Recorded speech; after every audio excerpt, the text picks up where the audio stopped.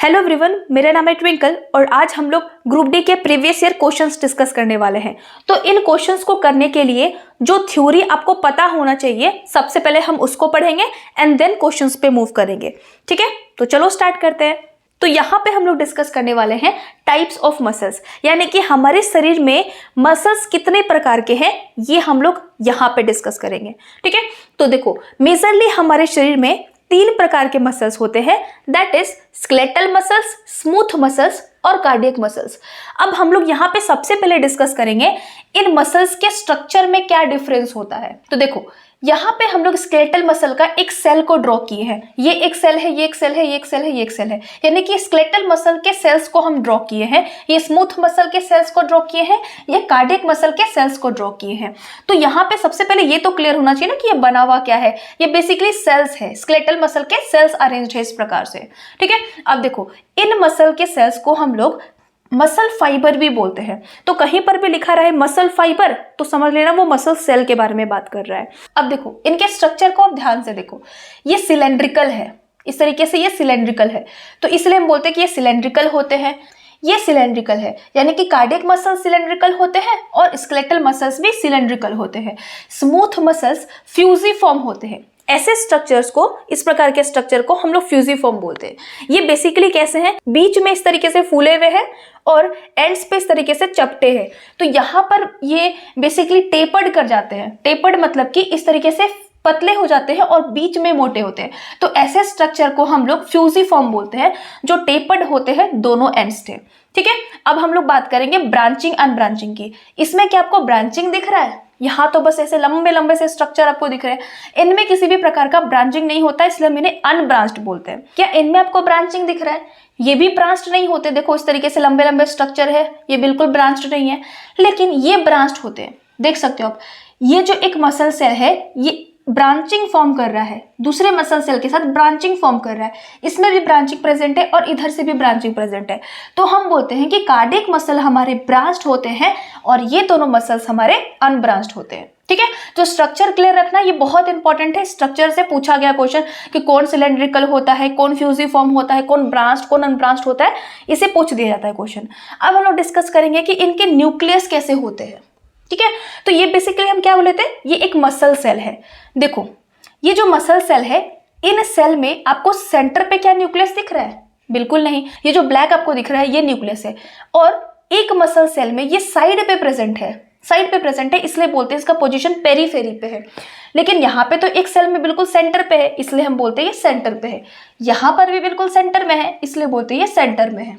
ठीक है, यहाँ पे मल्टी न्यूक्लिएटेड कंडीशन देखने को मिलता है। मल्टी न्यूक्लिएटेड कंडीशन क्या होता है? देखो जैसे ये सेल था और एक ये सेल था, कभी कभी क्या होता है कि इसके प्लाज्मा मेम्ब्रेन एक दूसरे से फ्यूज करके इस तरीके से डिसअपियर हो जाते हैं, और यहाँ पे जो न्यूक्लियस प्रेजेंट था और यहाँ पे न्यूक्लियस प्रेजेंट था वो एक ही कंपार्टमेंट में आ जाता है, और ऐसे कंडीशन को हम लोग बाई न्यूक्लिएटेड कंडीशन बोलते हैं। अगर इसी प्रकार से एक और सेल इस तरीके से इनके साथ जो प्रेजेंट है उनका भी प्लाज्मा मेम्ब्रेन अगर इस तरीके से हो जाए तो इनमें ट्राई न्यूक्लिएटेड कंडीशन देखने को मिलेगा। तो बाई न्यूक्लिएटेड से अधिक, जैसे try nucleated, try tetra nucleated condition अगर देखने को मिले ना, तो उसको हम लोग मल्टी न्यूक्लिएटेड कंडीशन बोलते हैं। तो यहाँ पर इनमें मल्टी न्यूक्लिएटेड कंडीशन देखने को मिलता है क्योंकि प्लाज्मा मेम्ब्रेन इनके फ्यूज कर जाते हैं, और इनमें देखने को मिलता है आपको मल्टी न्यूक्लिएटेड कंडीशन। तो ध्यान रखना कि स्केलेटल मसल के केस में मल्टी न्यूक्लिएटेड कंडीशन देखने को मिलता है। और यहाँ पे देखो ये नॉर्मल सेल है, नॉर्मल सेल है और इनका न्यूक्लियस बिल्कुल सेंटर पे है, तो यहाँ पे हम बोलते हैं कि न्यूक्लियस सेंटर पे है और यूनि न्यूक्लिएटेड कंडीशन है, जैसा कि हमेशा होता है। हमेशा हम जानते हैं कि एक सेल को कैसे ड्रॉ करते हैं, बिल्कुल सेंटर पे न्यूक्लियस होता है और एक ही न्यूक्लियस प्रेजेंट होता है एक सेल में। तो यहाँ पर भी देखो एक ही सेल है, उनके सेंटर पे प्रेजेंट है। उसी प्रकार से यहाँ पर भी है, एक सेल में एक न्यूक्लियस और वो न्यूक्लियस बिल्कुल सेंटर पे, तो यहाँ पर भी न्यूक्लियस सेंटर पे यूनि न्यूक्लिएटेड होता है। तो न्यूक्लियस यहाँ पे कहाँ पे अलग देखने को मिला? यहाँ पे देखने को मिला। यहाँ पे न्यूक्लियस पेरीफेरी पे प्रेजेंट है और यहाँ पे मल्टी न्यूक्लिएटेड कंडीशन देखने को मिल रहा है। ठीक है, तो न्यूक्लियस में कहाँ डिफरेंस है उसको ध्यान रखना, और इनका स्ट्रक्चर कैसा होता है इस पर भी क्वेश्चन पूछा गया है, तो इसको भी ध्यान रखना। अब देखो, अब हम लोग नेक्स्ट 4th पॉइंट पढ़ेंगे, इसको भी थोड़ा देर के लिए होल्ड करके रखो। यहाँ पे हम लोग 4th पॉइंट सबसे पहले डिस्कस करेंगे। देखो इनमें स्ट्राइएशन देखने को मिलता है। अगर इनका स्ट्रक्चर आप देखो तो हम इसको बोले हैं, इसको स्ट्राइएशन बोलते हैं। जो जो आपको रेड रेड लाइंस देखने को मिल रहा है इसको स्ट्राइएशन बोलते हैं। तो यहाँ पर भी स्ट्राइएशन देखने को मिल रहा है और कार्डियक मसल में भी स्ट्राइएशन देखने को मिल रहा है। इस तरीके से लंबे लंबे लाइंस देखने को मिल रहे हैं। तो याद रखना कि यहाँ पे स्ट्राइएशन देखने को मिलता है और इस केस में देखने को मिलता है, और स्मूथ मसल्स में किसी भी प्रकार का स्ट्राइएशन नहीं होता है। अब यहाँ पे जो स्ट्राइएशन है ये किस वजह से दिखते हैं ये हम लोग पहले डिस्कस करेंगे। देखो यहाँ पे जो एक सेल है इसको हम इस तरीके से बना रहे हैं, मतलब ये जो वर्टिकली ड्रॉ किए हैं इसको हम हॉरिजॉन्टली यहाँ पे ड्रॉ कर रहे हैं। देखो इस तरीके से एक सेल था। अब देखो इस सेल के अंदर कुछ फिलामेंट्स प्रेजेंट होते हैं, कुछ पतले फिलामेंट्स होते हैं, कुछ मोटे फिलामेंट्स होते हैं। तो इन सेल के अंदर थिन और थिक फिलामेंट के अरेंजमेंट के वजह से ये स्ट्राइएशन देखने को मिलता है। अब वो अरेंज्ड कैसे होते हैं, देखो ये थिन फिलामेंट है, ये थिन फिलामेंट है और यहाँ पर थिक फिलामेंट है, इस तरीके से थिक फिलामेंट, फिर यहाँ पे थिन फिलामेंट है, यहाँ पर थिन फिलामेंट है, फिर यहाँ पे थिक फिलामेंट है। तो इन फिलामेंट के इस तरीके से अरेंजमेंट के वजह से हमें स्ट्राइएशन देखने को मिल रहा है। जहां पर ये मोटे फिलामेंट प्रेजेंट है ना, वो आपको इस तरीके से देखने को मिल रहा है, इस तरीके से, मतलब कि जहां पे मोटे हैं फिलामेंट उस जगह पे इस तरीके से आपको स्ट्रिप्ड स्ट्रक्चर देखने को मिल रहा है, और जहां पे पतले फिलामेंट है वहां पर कुछ नहीं दिख रहा है। फिर जहां पे मोटे फिलामेंट है वहां पे आपको फिर स्ट्राइएशन देखने को मिल रहा है। तो इन पतले मोटे फिलामेंट्स का इस प्रकार के अरेंजमेंट के वजह से आपको स्ट्राइएशन देखने को मिलता है। आई होप ये क्लियर हो गया होगा, ठीक है। तो इनमें और इनमें स्ट्राइएशन प्रेजेंट होता है और इनमें प्रेजेंट नहीं होता, दैट इज स्मूथ मसल्स में प्रेजेंट नहीं होता है। नेक्स्ट पॉइंट है कि अब इनमें से कौन मसल्स हमारे कंट्रोल में होते हैं, कौन नहीं होते। देखो ऐसे मसल्स जो हमारे कंट्रोल में होते हैं वैसे मसल्स को हम वॉलेंटरी मसल्स बोलते हैं। तो ये मसल्स हमारे कंट्रोल में है और ये दोनों मसल्स हमारे कंट्रोल में नहीं होते हैं। अभी जब हम आपको एग्जांपल समझाएंगे तो आपको सब कुछ क्लियर होगा। अभी बस ध्यान रखो कि ये वॉलेंटरी मसल्स होते हैं और ये दोनों इनवॉलेंटरी मसल्स होते हैं, यानी कि ये हमारे कंट्रोल में नहीं होते। लिख लेना इसको कि इनवॉलेंटरी का मतलब होता है कि ये मसल्स और ये मसल्स हमारे कंट्रोल में नहीं है। अब एग्जाम्पल से आपको समझ में आएगा, वॉलेंटरी याद नहीं करना पड़ेगा कि कौन वॉलेंटरी कौन इनवॉलेंटरी याद नहीं करना पड़ेगा, इनके एग्जाम्पल से आपको क्लियर होगा। देखो ये जो स्केलेटल मसल है ये एक ऐसा मसल है जो हमारे बोन से अटैच्ड होता है, इसलिए इसका नाम हम लोग स्केलेटल मसल बोले। ये मसल हमारे स्केलेटन से अटैच्ड है इसलिए हम इसे स्केलेटल मसल बोलते हैं। तो वही चीज हम यहाँ पे लिखे हुए हैं, muscle attached to bone. Example हो गया लिम्ब मसल्स। देखो हमारे जो लिम्स होते हैं, फोर लिम्ब या हाइंड लिम्ब, फोर लिम्ब हम लोग अपने हाथों को बोलते हैं और पैर को हाइंड लिम्ब बोलते हैं। तो फोर लिम्ब में जो मसल्स प्रेजेंट है वो भी हमारे कंट्रोल में है और हाइंड लिम्ब में भी जो मसल्स प्रेजेंट है वो भी हमारे कंट्रोल में है। जैसे हम मूव कर रहे हैं तो मूव कर रहे तो हम अपने इच्छा के अनुसार मूव कर रहे हैं, तो वो मसल्स हमारे कंट्रोल में है इसलिए हम अपने इच्छा से मूव कर पा रहे हैं, क्योंकि मूवमेंट के लिए मसल्स का इन्वॉल्वमेंट होता है, ठीक है ना। मूव कर रहे हैं तो वो जो मसल्स है वो हमारे कंट्रोल में है इसलिए हम अपने इच्छा से मूव कर पाते हैं। अपने हाथ को इस तरीके से मूव कर रहे हैं तो ये हम अपने इच्छा से मूव क्यों कर पा रहे हैं, क्योंकि ये जो मसल्स है वो हमारे कंट्रोल में है, ठीक है। जीभ को अपने आप मूव कर पा रहे हैं, अपनी इच्छा अनुसार हम लोग मूव करते हैं। वो जीभ में जो मसल्स प्रेजेंट है वो भी हमारे कंट्रोल में है, वो भी स्केलेटल मसल है, तो ऐसे मसल्स जो हमारे कंट्रोल में होते हैं उन्हें हम स्केलेटल मसल या वॉलेंटरी मसल्स भी कभी कभी बोला जाता है, ठीक है। तो ध्यान रखना। तो एग्जांपल क्या हो गया, लिम्ब में प्रेजेंट मसल जैसे कि बाइसेप मसल्स, यहाँ पे बाइसेप मसल होता है, यहाँ पे ट्राइसेप मसल्स होता है, ये हमारे कंट्रोल में होता है। नेक में प्रेजेंट मसल्स हमारे कंट्रोल में होता है। फेस में प्रेजेंट जो मसल्स है ये सब में ये भी हमारे कंट्रोल में होता है। अब देखो ये तो हो गया। अब आते हैं स्मूथ मसल के एग्जाम्पल्स पे। Present in the wall of internal organs, यानी कि हमारे शरीर में जो इंटरनल ऑर्गन्स है, स्टमक, इंटेस्टाइन, इसोफेगस, ये सारे ऑर्गन्स में स्मूथ मसल्स प्रेजेंट होता है, ठीक है। इंटरनल ऑर्गन्स में हार्ट को छोड़ के, हार्ट भी इंटरनल ऑर्गन है, हार्ट को छोड़ के जितने भी और आपके इंटरनल ऑर्गन्स है उनमें स्मूथ मसल्स देखने को मिलता है, ठीक है। तो देखो present in the wall of internal organs, example हो गया ब्लड वेसल। तो ब्लड वेसल में जो मसल्स है वो स्मूथ मसल्स है, स्टमक में जो मसल्स है वो स्मूथ मसल है और इंटेस्टाइन में भी स्मूथ मसल है, इसोफेगस में, यूट्रस में, ये सारे में स्मूथ मसल्स प्रेजेंट होता है। अब देखो इसे हम कह रहे हैं इनवॉलेंट्री। क्या बोले थे, इनवॉलेंट्री, यानी कि हमारे कंट्रोल में नहीं है। आपको पता है स्टमक में मूवमेंट देखने को मिलता है। वो मूवमेंट क्यों होता है, जब फूड स्टमक के अंदर आता है तो वो जो फूड है वो एसिड के साथ अच्छे से मिल जाए ताकि फूड का अच्छे से डाइजेशन हो, इसीलिए हमारा स्टमक मूवमेंट शो करता है। तो क्या है वो जो स्टमक मूवमेंट शो कर रहा है वो हमारे कंट्रोल में है, बिल्कुल नहीं। क्या इंटेस्टाइन में जो मूवमेंट होता है ताकि खाना आगे आगे तरफ मूव करे, उसके लिए एक मूवमेंट शो करता है हमारा इंटेस्टाइन, क्या वो हमारे कंट्रोल में होता है? बिल्कुल भी नहीं। तो उनमें जो मसल्स पाए जाते हैं वो हमारे कंट्रोल में नहीं होते हैं, इसलिए हम कहते हैं कि स्मूथ मसल्स इनवॉलेंट्री होते हैं। अब देखते हैं कार्डियक मसल के एग्जाम्पल्स। ये कार्डियक मसल्स सिर्फ और सिर्फ हमारे हार्ट में प्रेजेंट होते हैं।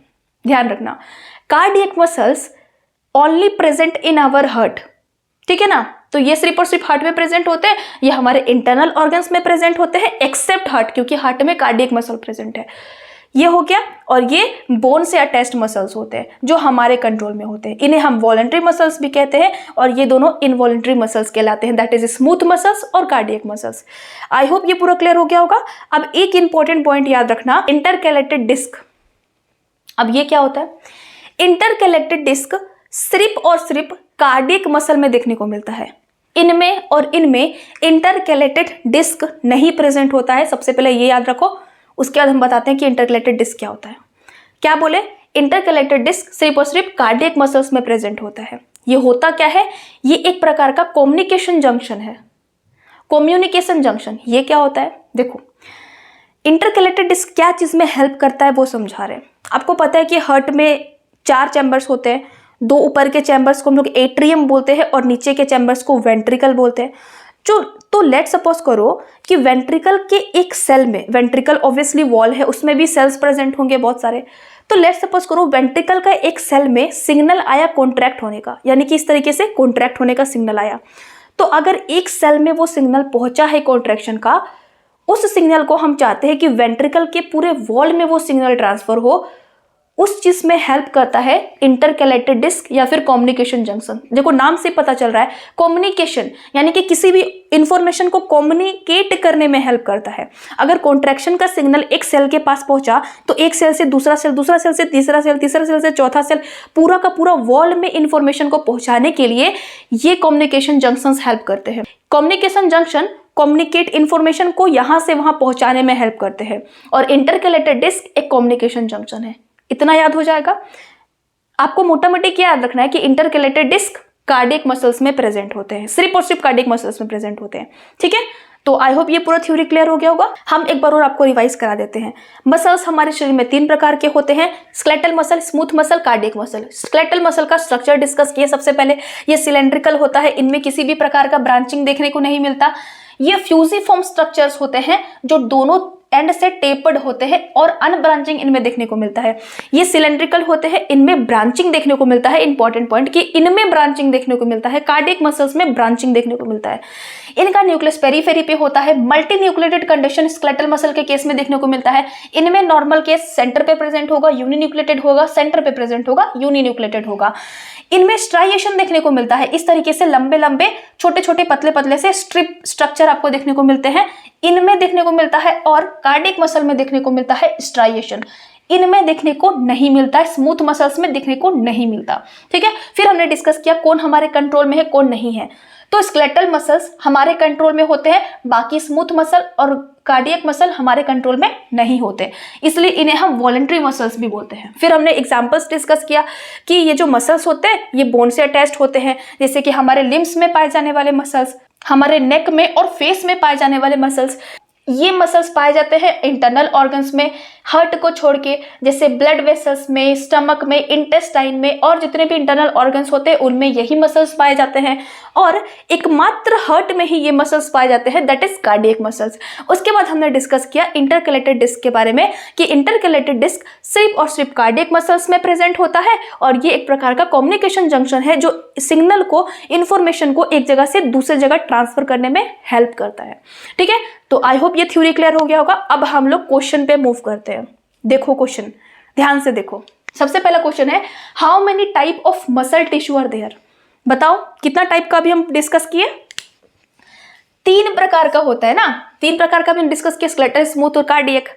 Next question, which of the following statement is incorrect about voluntary muscle. हम क्या बताए थे?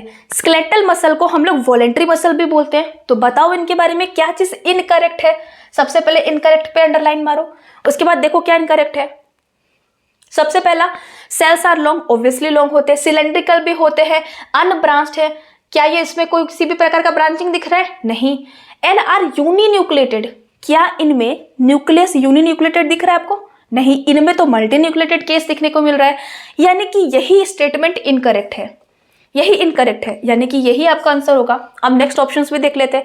This muscles are also called skeletal muscles, obviously voluntary muscles को हम लोग स्केलेटल मसल्स भी बोलते हैं, तो ये करेक्ट हो गया। इन मसल्स में अल्टरनेट लाइट और डार्क बैंड देखने को मिल रहा है। अब देखो, इसी को बोलते हैं, ये जो स्ट्राइएशन है इसी को हम लोग लाइट और डार्क बैंड बोलते हैं। देखो, ये हो गया डार्क बैंड, और जहां पर कुछ नहीं प्रेजेंट है वो लाइट बैंड हो गया, फिर हो गया डार्क बैंड, फिर यहाँ पे लाइट बैंड, फिर डार्क बैंड, फिर लाइट बैंड, फिर डार्क बैंड, लाइट बैंड। तो इस तरीके से स्ट्रक्चर को हम लोग स्ट्राइएशन बोलते हैं, और इसको हम लोग लाइट और डार्क बैंड भी बोल सकते हैं कि इन मसल्स में अल्टरनेट लाइट और डार्क बैंड प्रेजेंट होता है, तो ये भी करेक्ट हो गया, ऑब्वियसली इसमें प्रेजेंट है। They are mostly attach to bones, obviously skeletal muscles तो ऐसे मसल्स है जो स्केलेटल सिस्टम से जुड़े हुए होते हैं, नाम से ही पता चल रहा है, तो ये भी करेक्ट हो गया। यानी कि इसमें इनकरेक्ट पूछा गया था और फर्स्ट हो गया तुम्हारा incorrect, so first will be the answer. Next question, which the following statement is correct about striated muscles? Correct लिखा हुआ है और यहाँ पे स्ट्राइएटेड मसल्स लिखा हुआ है। अब देखो, ये स्ट्राइएशन इनमें भी देखने को मिलता है और उनमें भी देखने को मिलता है, दोनों में देखने को मिलता है, यानी कि स्ट्राइएटेड मसल्स ये भी है और वो भी है, इनको छोड़ के ये नहीं है, इनमें किसी प्रकार का स्ट्राइएशन नहीं है। पढ़ो इसमें से, बताओ क्या करेक्ट होगा।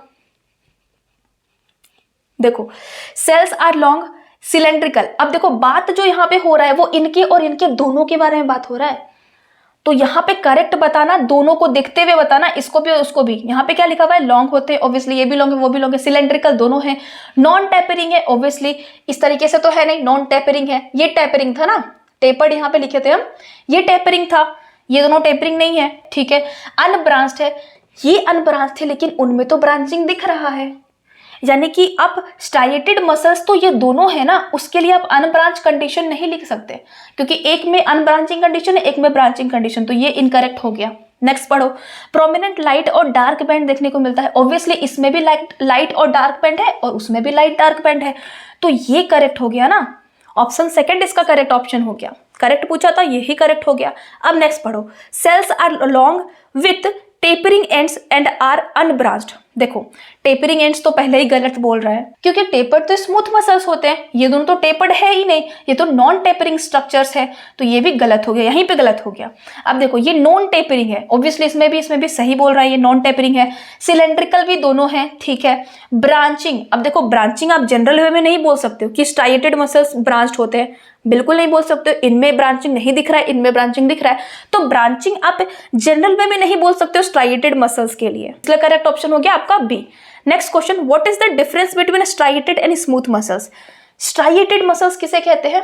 इनमें इसको और इसको बोलते हैं, स्मूथ मसल्स इसको बोलते हैं, यानी कि इन दोनों मसल्स में और इसमें क्या डिफरेंस है वो पूछ रहा है। क्या डिफरेंस है बताओ ऑप्शन पढ़ के। देखो, striated muscles lack nuclei, striated muscles में क्या न्यूक्लियाई प्रेजेंट नहीं है? ऑब्वियसली इसमें तो मल्टी न्यूक्लिएटेड कंडीशन है, उसमें यूनिन्यूक्लिएटेड कंडीशन है, न्यूक्लियस तो तीनों में प्रेजेंट होते हैं। इसमें बोल रहा है क्या लैक न्यूक्लियाई, तो ये तो गलत बोल रहा है ना, ये तो गलत बोल रहा है। Smooth muscles are not connected to the nerves while striated muscles are connected. देखो, शरीर में जितने भी मसल्स होते हैं ना, वो सारे के सारे नर्व्स से कनेक्टेड होते हैं, नर्व्स से कनेक्टेड होते हैं। क्यों? क्योंकि देखो, ये मसल्स को एग्जांपल लेके हम आपको बता रहे हैं, ये मसल्स आप अपने अनुसार कॉन्ट्रैक्ट और रिलैक्स कर रहे हो, यानी कि ये जो मूवमेंट दिखा रहे हो ये आप अपने अनुसार दिखा रहे हो, यानी कि आपका ब्रेन कहीं ना कहीं इन मसल्स को सिग्नल दे रहा है। आप अपने अनुसार अगर कोई काम कर रहे हो तो वो आपका ब्रेन करा रहा है, और आपके ब्रेन से जो नर्व्स निकलता है वो इनको सिग्नल देता है, इन मसल्स को सिग्नल देता है कि चलो भैया तुम कॉन्ट्रैक्ट करो, चलो भैया तुम ऐसे हो जाओ, ऐसे हो जाओ। इस तरीके का सिग्नल हमारे ब्रेन से आता है, और कौन लेके आता है? मोटर न्यूरॉन्स लेके आता है, वो हम बताएंगे नेक्स्ट लेक्चर में बताएंगे। इसलिए ये स्टेटमेंट गलत हो जाएगा कि smooth muscles are not connected to nerves while striated muscles are connected, ये गलत हो जाएगा, ठीक है। अब देखो, all striated muscles work by reflex action as compare to smooth muscles. अब हमें नहीं पता भैया ये क्या बोल रहा है, ये हमें नहीं पता, तो इसको तुम होल्ड पे रखो। अभी नेक्स्ट पढ़ो, smooth muscles can contract at will. Will मतलब होता है कि हमारे कंट्रोल में होना, तो क्या स्मूथ मसल्स हमारे कंट्रोल में नहीं होते? क्या स्मूथ मसल हमारे कंट्रोल से नहीं कॉन्ट्रैक्ट और रिलैक्स करते? ऑब्वियसली नहीं करते। स्मूथ मसल्स तो हमारे कंट्रोल में ही नहीं होते ना, इसीलिए यहाँ तक तो सही बोला। अब देखो आगे पढ़ो। While voluntary muscles contract at will, यानी कि वॉलेंट्री जो मसल्स होते हैं वो हमारे अनुसार कॉन्ट्रैक्ट और रिलैक्स कर रहे होते हैं। ऑब्वियसली सही, ये मसल्स हमारे अनुसार काम करते हैं, ये दोनों हमारे अनुसार काम नहीं करते, इसीलिए ये ऑप्शन करेक्ट हो जाएगा। D will be the correct option. तो जो चीज आपको समझ में नहीं आ रहा ना एग्जाम में, तो उस पर ध्यान मत दो, आप आगे पहले पूरा ऑप्शन को रीड करो, आप आंसर पर जरूर पहुंच जाओगे। तो आई होप ये थ्योरी पार्ट और क्वेश्चन क्लियर हो गया होगा आपको। तो अगर आपको वीडियो पसंद आया तो लाइक शेयर एंड सब्सक्राइब करना। Thank you so much for watching my video. Bye bye.